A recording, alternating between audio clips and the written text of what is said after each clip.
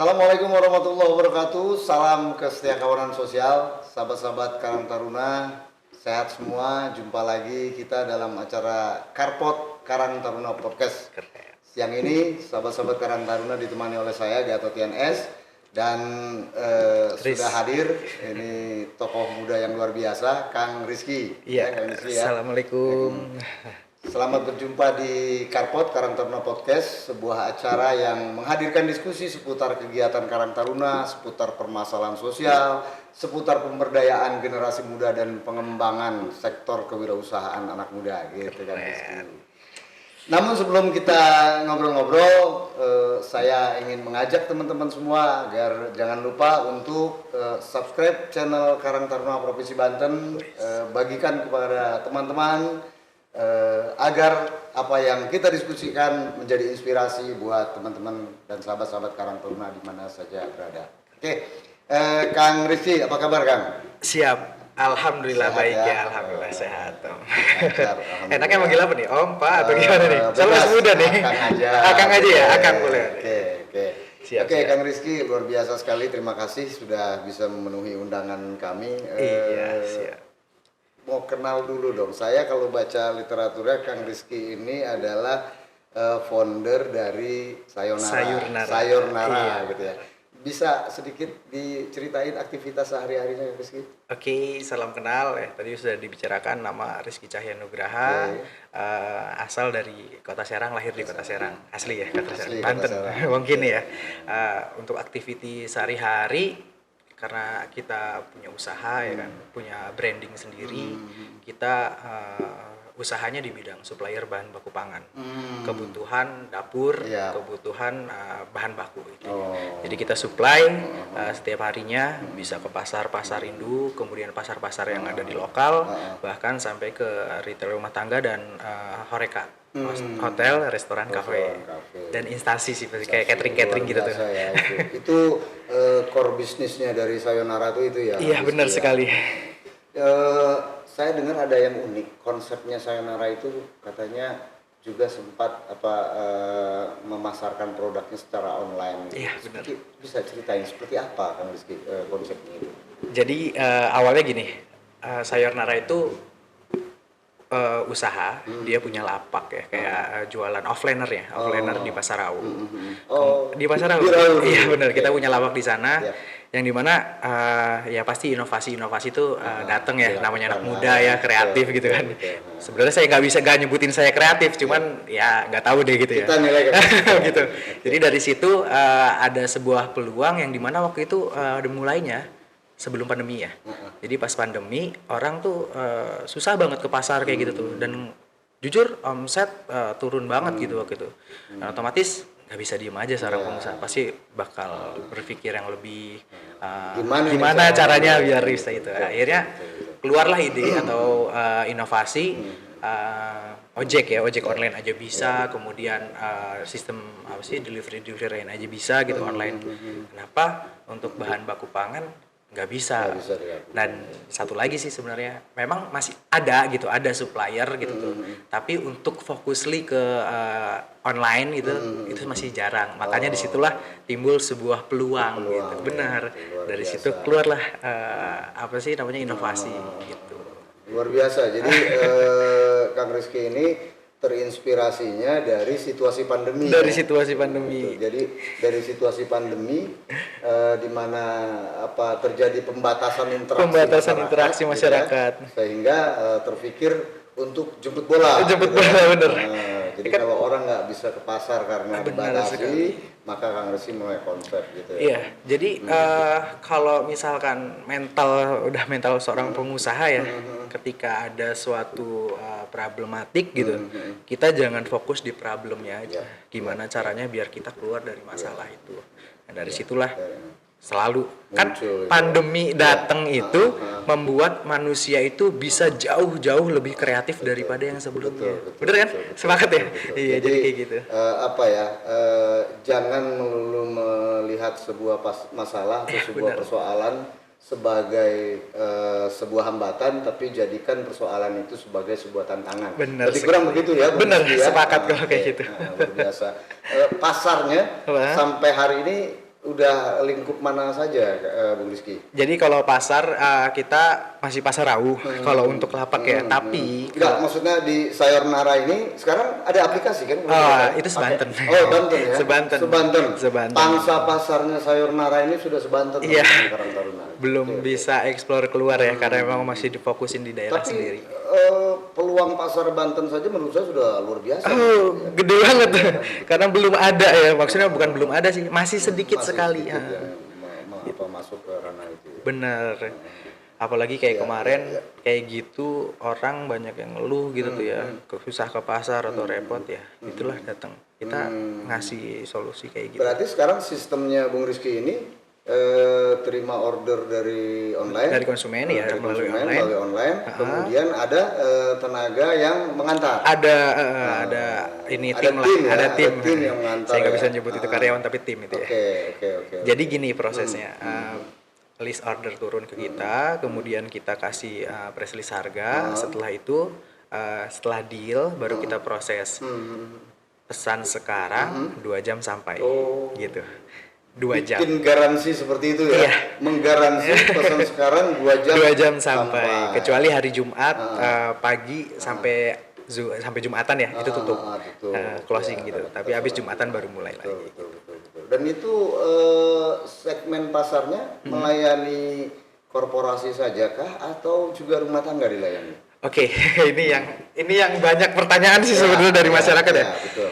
Jadi awal banget itu saya fokusnya untuk rumah tangga. Awal banget itu. Tapi di sisi lain namanya bikin perusahaan ya nggak bisa apa sih namanya? Nggak bisa ngebohongin diri bahwasannya kita butuh yang namanya biaya lebih. Akhirnya kita buka peluang untuk supply ke perusahaan-perusahaan atau orang-orang yang punya usaha. Nah di situ kan karena continuity ya, kecuali ibu rumah tangga mah ya seperlunya gitu tuh ya kan. Nah dari situ kita langkah kedua ya udah kita rembukan dengan tim, kita fokus jadi supplier dulu. Pas waktu supplier bagus, otomatis kan punya modal gitu ya, punya apa sih pokoknya gitu tuh. Akhirnya kita baru mau starting, udah starting sih, baru mau starting lagi untuk fokusin ke ibu-ibu rumah tangga untuk ngebantu. Gitu. Tapi ke kalangan korporasi seperti masih catering apa tetap masuk gitu ya. Karena itu pokoknya. Iya. Jadi dulu maunya seperti itu. Kalau boleh tahu, sekarang sudah berapa banyak sekarang tim delivery atau teamwork yang Anda punya lah di Sayonara itu? Dari mana nih? Dari Sayur Naranya Dari ya? Sayur Naranya. Banyak ya. Kalau tim produksinya itu kayak itu ada 12 orang.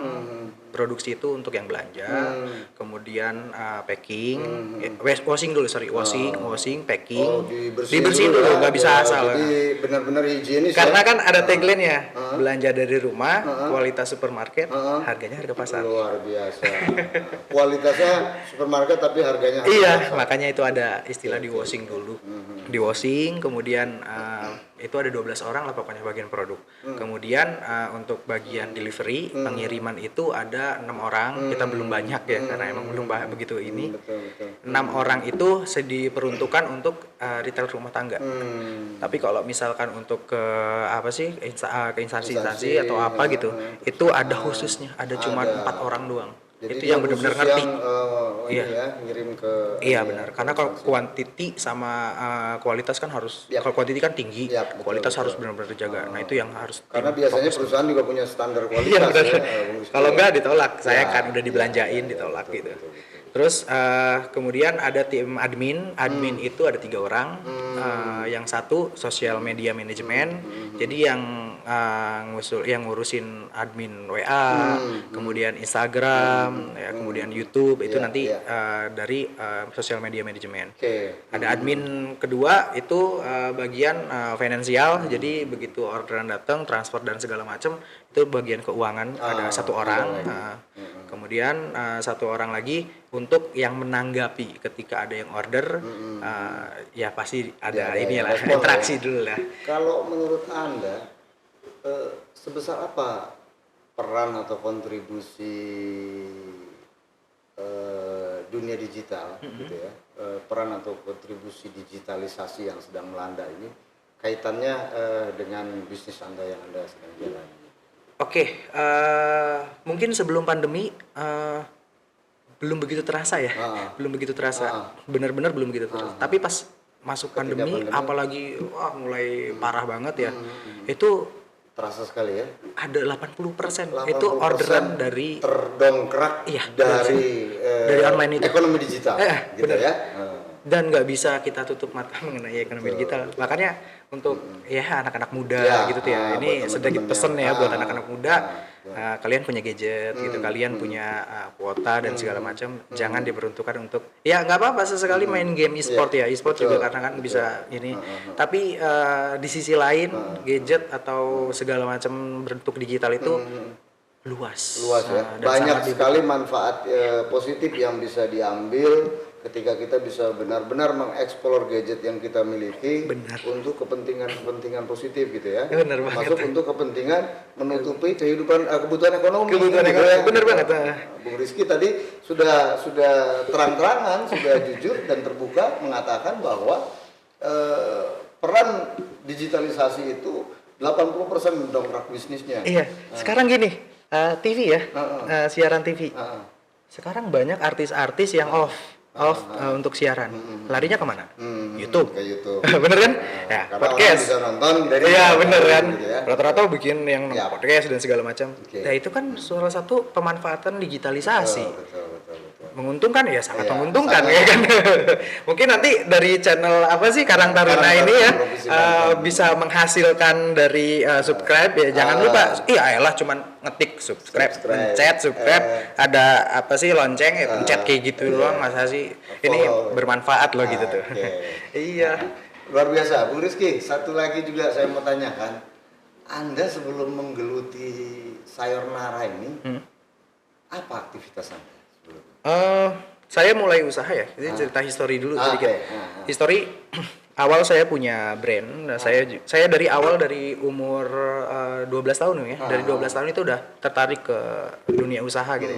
Emang cita-cita saya sebagai young entrepreneur ya. Luar biasa. Jadi dari kelas 2 SMA kelas 2 SMA itu saya mulai. Itu saya bikin baju buat komunitas atau kelas-kelas dulu tuh yang jadi bikin seragam kayak gitu, yang disablon. Nah, dari situ lulus SMA karena saya punya modal dari hasil jualan itu, saya buka distro. Awal distro, kemudian ngebrandingin. Saya punya line clothing. Itu udah sampai ke Jogja, udah sampai ke Bali, ke Bandung. Itu nama brandnya itu Brinosi. Itu inisiatornya ada 2. Setelah tamat SMA. Lulus SMA. Jadi dari mulai SMA saja. Dari SMA sudah mulai punya ketertarikan yang besar. Jadi duitnya dari situ. Terus. Ya kemudian Brinosi ini ya namanya usaha ya. Naik turun, up and down. Ini suatu pelajaran buat dari teman-teman Karang Taruna ya. Saya dulu mulai usaha bisnis line clothing tidak semulus dan seasik yang mungkin saya jalanin sekarang. Dulu udah keren gitu ya, udah up sampai ke Jawa, ke Bali gitu tuh. Dan di mana waktu ketika itu posisinya di tahun 2017 saya ngalamin kecelakaan itu tertipu lah ibaratnya. Ini mau jadi pembisnis ya harus ngerasain dulu. Kecelakaan dalam dunia bisnis itu salah satunya tertipu. Ya. Itu nominalnya lumayan besar loh Pak waktu itu, karena memang sudah besar ya produksinya. Itu di angka 400 jutaan di umur 19 tahun saya udah kehilangan. 19 tahun ya. Anda sudah kehilangan 400 juta luar biasa. Jadi ceritanya produksi gitu tuh ya, co-vendor. Duit sudah datang tapi duit sudah dikirim tapi barang tidak datang. Nah dari situ pas kita ke sana ternyata yang ketipu bukan distro saya doang. Banyak. Karena itu waktu itu tahulah mungkin Jacklot ya, Jakarta Clothing atau Banten Clothing. Nah itu saya ngejar di situ, makanya produksinya jor-joran. Tapi Anda tidak langsung drop setelah itu. Dropnya lumayan. Apa yang membuat Anda merasa harus bangkit nih? Ya, harus mulai lagi, harus nggak boleh tutup gitu, nggak boleh berhenti. Jujur manusiawi ya, kalau misalkan udah ngerasa jatuh kayak gitu pasti terpuruk kayak gitu ya. Jangankan teman ya, keluarga dan segala macam ninggalin kayak gitu tuh ya. Nah, di mana ketika saya sedang terpuruk kayak gitu, putus asa, udah pengen nyerah dalam dunia usaha lah, udah pengen ini. Ketemu satu orang. Ini spesial banget ini orang, nggak tahu ya namanya ditunjuk sama Allah gitu ya buat ini. mungkin pada kenal kali ya. Ini saya sebut sebagai guru saya sendiri. Dia seorang pengusaha yang tidak asing di orang Banten gitu tuh. Namanya Om Ari. Om Ari Banyu Biru Coffee. Nah, itu adalah guru saya. Guru untuk mentor di dunia usaha. Karena kan waktu itu pas saya down, saya cerita ke beliau yang nyemangatin terus bahkan sampai bangkit dan timbul lagi semangat buat usahanya. Untuk usaha. Benar. Kita balik ke sayonara. Kalau menurut Anda sekarang sayonara sudah lumayan settle, sudah mulai lumayan kuat, atau ada hambatan atau tantangan apa yang Anda hadapi dalam mengembangkan sayonara ke depan ini? Jadi gini, sayonara kan awal ya mungkin orang-orang udah pada tahu basicnya di digitalisasi. Hambatan utama itu adalah sekarang sudah masuk ke 2 tahun. Nah, aplikasi tahun kedua ya aplikasi. Ya, aplikasi ini udah tahun kedua. Kita sempat ini sedang kita off-kan aplikasinya. Aplikasi kita off-kan karena memang untuk biaya buat pengaktifasian lagi itu cukup lumayan besar gitu tuh, dan mungkin istirahat untuk sementara. Tapi kita tidak menutup dari WhatsApp, kemudian Instagram, tetap kita masih jalan di online. Jadi, ya lah ya. Di jalur online tetap jalan. Iya, benar, tetap jalan. Nah, kemudian untuk selebihnya mungkin yang agak sulit sekarang itu adalah ketika kita mau masuk ke suatu perusahaan ya, kayak kita ke instansi, rata-rata Pak, rata-rata itu pada pakainya invoice atau tempo lah ya. Tempo berarti ya 1 bulan, sekarang, bayarnya 1 bulan. Nah itu kan permodalan ya jatuhnya. Nah itu yang kita agak sedikit kesulitan sulit ya. Cash flow-nya ya. Cash flow-nya agak sulit banget karena memang kan perputaran 1 bulan tidak mudah. Sementara modalnya besar lagi, harus belanja lagi untuk memenuhi permintaan dari yang lain ya gitu. Iya. Itu salah satu tantangan ya mungkin ke depannya. Tapi mungkin bisa mencoba, saya pikir sektor perbankan kan mungkin juga bisa dijajaki ya gitu ya. Iya, kebetulan baru tadi pagi ketemu sama koperasi dari dinas koperasi dari provinsi. Ya kita cerita kayak gitu. Ya insya Allah kalau misalkan memang ada jalan bisa diperbantukan ya it's not problem, karena kita kan bagi profit kayak gitu ya. Dan ya ini siapapun juga kerjasama dengan jadi kita lain, kita nggak menutup peluang untuk kawan-kawan atau siapapun yang punya modal lebih. Jadi sistemnya enak, simple banget gitu. Ketika ada orderan membutuhkan dana segitu ya kita dikasih dana segitu, nanti begitu pencairan invoice persentasenya berapa, modal kita kembalikan dulu, kemudian dipresentasi. Jadi satu peser pun sayonara nggak bakal megang duit dari investor, tapi dari langsung dikirim gitu. Jadi kita jalanin bareng-bareng. Iya, jalanin bareng-bareng. Ada order kita secara terbuka ya kan, kita belanjakan bareng. Oh iya, ngomong-ngomong, dari mana sumber sayur-sayuran yang Anda supply ke customer? Ke customer ya. Apa dari Banten saja atau harus mendatangkan dari luar Banten? Gini, Banten memang ada produknya ada, tapi untuk continuity-nya itu agak sulit ya. Mungkin paham lah ya. Mungkin yang lebih paham dari Dinas Pertanian ya, kenapa bisa seperti itu. Jadi sebagian besar gitu tuh, kita untuk hariannya itu dari luar, dari Tanah Tinggi ya, mungkin tahu ya. Tanah Tinggi, Cibitung. Nah ini teman-teman Karang Taruna, ini juga menurut saya bisa dianggap sebagai satu peluang ya. Khususnya teman-teman Karang Taruna yang di lingkungannya masih banyak lahan-lahan pertanian. Nah, kalau kita punya pertanyaan, kalau saya bertani nanti jualnya kemana? Faktanya ini di hadapan saya ini foundernya Sayonara yang mensuplai kebutuhan sayur-sayuran masyarakat Banten. Ternyata supply dari lokal masih tidak mencukupi ya. Iya, karena sehingga harus masuk dari luar gitu kan. Artinya ada pangsa pasar sebenarnya. Jadi gini sih ya, kalau ngelihat utamanya kan di Pasar Rau nih. Kalau di Banten pasar ini kan Pasar Rau.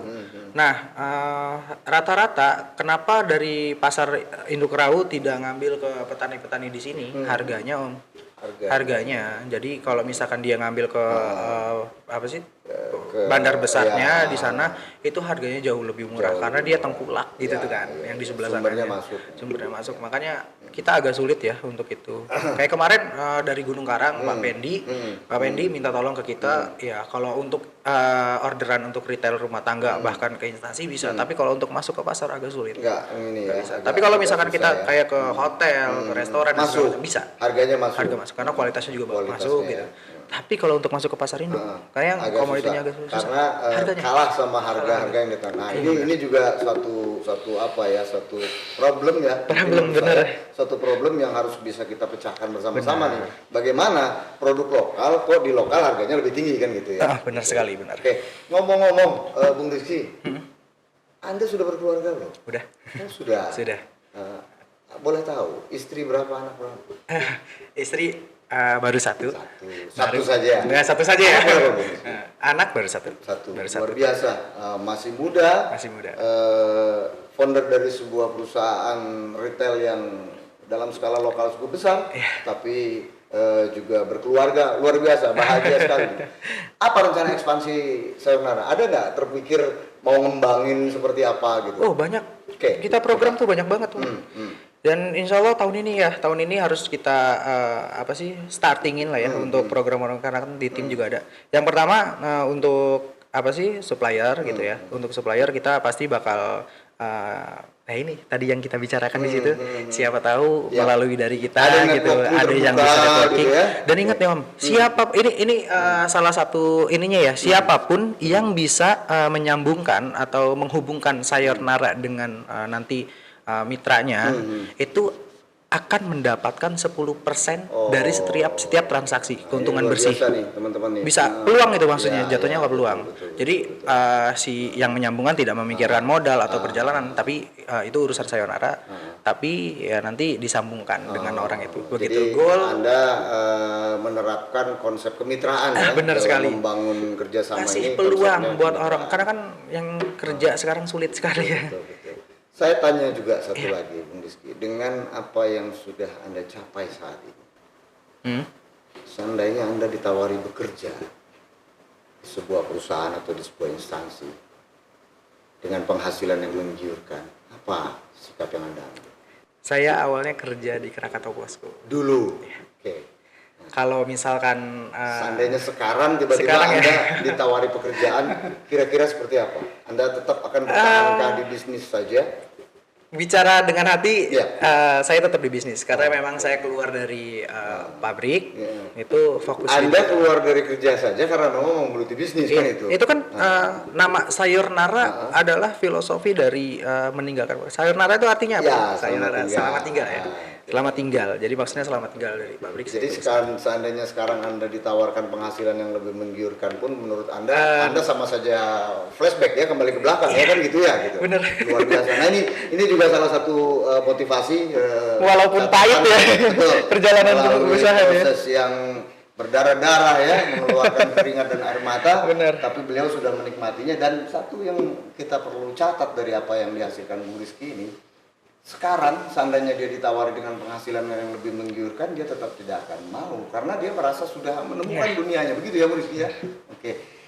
Kemudian beberapa poin terakhir, saya juga sempat mencari tahu ternyata Anda ini pernah menjadi juara lomba drama remaja ya Bung Rizky. Iya benar. Ini apa Anda memang juga punya keahlian lain? Iya, jadi dulu waktu SMA itu ada seni kayak teater kayak gitu, seni pertunjukan. Kemudian juga dari Palang Merah Remaja kan ada seni pertunjukannya kayak gitu. Nah itu ada kayaknya 5 kali ya. 5 kali ikut lomba kayak gitu, juara terus. Actingnya lumayan lah ya. Jadi dulu memang Anda pernah kayak gitu. Terus sempat pengen fokus ke situ sih tadinya. Cuman karena emang orang tua sih itu pendidikan aja gitu. Prestasi itu kapan? Zaman sekolah atau? Zaman sekolah. Zaman sekolah. Dari SMA. Nah, kalau kepeloporan pemuda itu, prestasi kepeloporan pemuda saya lihat Anda pernah menjuarai di tingkat Kota Serang, bahkan pernah juga juara di provinsi. Tingkat Provinsi Banten. Iya, benar. Itu kapan? Kayak tahun kemarin. Tahun kemarin. Okay. Itu dari Dispora yang mengadakan dari Dispora Kota. Alhamdulillah kemarin dapat juara 2. Kemudian yang diambil kan juara 1 juara 2. Naik ke tingkat provinsi juara 1. Nah, ya itu yang diangkat saya masuknya bidang inovasi teknologi. Inovasi teknologi. Itu aplikasi. salah satunya adalah aplikasi Iya, Sayonara. Aplikasi Sayonara inilah Startup berangkat dari nol, tapi beliau punya pemikiran tertantang oleh suatu keadaan. Benar. Nah, sampai mencapai prestasi tertinggi. Menurut saya di tingkat Banten gelar atau yang Anda dapat itu ya juara satu kepeloporan pemuda itu menurut saya reputasi tertinggi kan Bung Rizky gitu ya. Gitu. Oke, luar biasa. Mudah-mudahan menarik sekali bincang-bincang kita. Saya masih banyak yang ingin kita gali sebenarnya, kita obrolkan, tapi kita dibatasi oleh waktu. Waktu ya, benar. Ya. Tidak terasa hampir 30 menit kita ngobrol. Tapi sebelum kita akhiri, silakan Bung Rizky mungkin ingin memberikan statement atau motivasi kepada teman-teman Karang Taruna. Kayaknya sih lebih ke motivasi ya. Nih buat teman-teman Karang Taruna, pemuda-pemuda yang ada di daerah Banten, di provinsi Banten. Gini loh, di Banten ini masih sangat sedikit pemuda-pemudi yang benar-benar punya hati ingin membangun Banten. Dengan daerah-daerah lain yang sudah grow up lah dan segala macam. Nah, udah waktunya. Banten ini provinsi berkembang yang dimana banyak peluang-peluang untuk kita memberikan inovasi-inovasi bahkan ide-ide yang sangat kreatif buat pemerintah yang ada di Banten. Jangan menyalahkan terus pemerintah, tapi apa gitu tuh yang dari kita untuk ke pemerintah.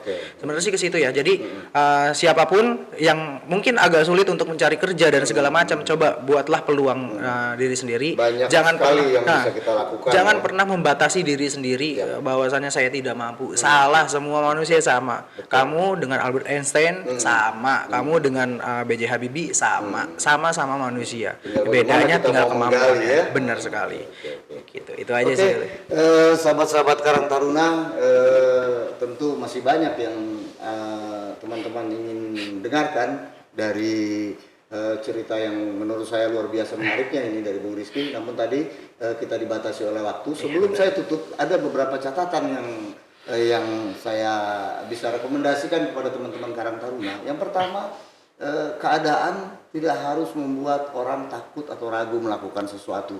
Bung Rizky ini awalnya adalah seorang karyawan di sebuah perusahaan, namun keinginan untuk maju membuat beliau berani untuk mengambil langkah keluar dan memulai kewirausahaan. Itu yang pertama. Yang kedua, saya melihat tadi kejelian kita dalam menangkap kesukaran, menjadikannya, merubahnya menjadi sebuah peluang, itu adalah salah satu kunci utama. Ya, beliau dengan usahanya di bidang sayuran, ketika dihantam pandemi, kemudian orang tidak ada yang keluar rumah, kemudian beliau menangkap itu sebagai suatu peluang untuk membuka sistem penjualan melalui online gitu ya. Nah, beberapa hal ini menurut saya suatu hal yang menarik yang patut dicontoh oleh kita semua. Itu saja mungkin yang bisa kita simak dari diskusi kita kali ini. Mudah-mudahan kita berharap kehadiran Bung Rizky ini bisa memotivasi teman-teman semua untuk memulai usaha yang sudah mulai untuk terus gigih dan berani melakukan kebaikan-kebaikan gitu ya.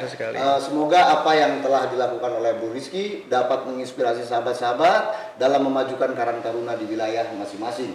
Nah, sebelum kita akhiri, jangan lupa saya mengingatkan untuk subscribe ya channel Karang Taruna Provinsi Banten, pencet loncengnya juga, agar ketika ada video-video terbaru benar sekali melewatkan gitu. Ini masalahnya keren ini benar-benar supaya kita terus mendapat energi positif dari narasumber kita agar kita bisa mengembangkan Karang Taruna di wilayah kita masing-masing. Akhir kata, saya Gatotian S undur diri, mohon maaf atas segala kekurangan. Billahi taufiq wal hidayah. Wassalamualaikum warahmatullahi wabarakatuh. Salam Aditya Karya Mahatva Yoda. Keren. Thank you. Siap. Luar biasa.